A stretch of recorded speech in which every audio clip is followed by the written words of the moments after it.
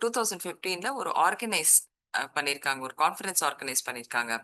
எப்படி வந்து இந்த உலகம் ஃபுல்லா இது வந்து இந்த காலகட்டத்தில இந்த தர்மா அப்படின்றத வந்து எப்படி கொண்டு வரணும் அப்படின்னு சொல்லிட்டு அவங்க வந்து பண்ணிட்டு இருக்காங்க. அப்போ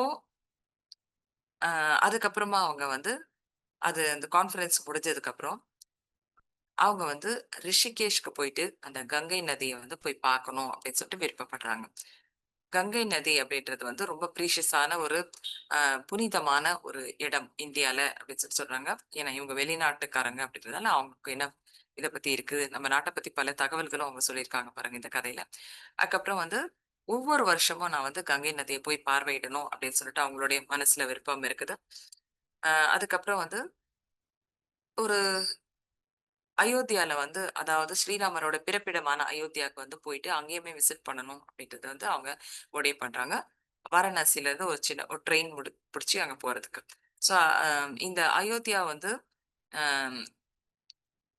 ஜிபிஐடபிள்யூ அந்த ஒரு ஆர்கனைசேஷனோட பகுதியா வந்து அயோத்தியாவ போய் கூட அவங்க வந்து பார்த்துட்டு வரணும் அப்படின்னு சொல்லிட்டு அவங்க பிளான் பண்ணி வச்சிருக்காங்க.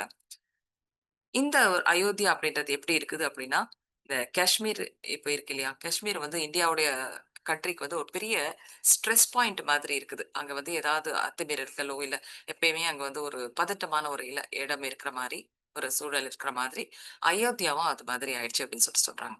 ஸோ கடந்த காலங்கள்ல வந்து இப்போ வந்து இந்த இஸ்லாமிக் இன்வேடர்ஸ் வந்திருந்தாங்க இல்லையா? வெளிநாட்டுல இருந்து முஸ்லிம் இன்வேடர்ஸ்.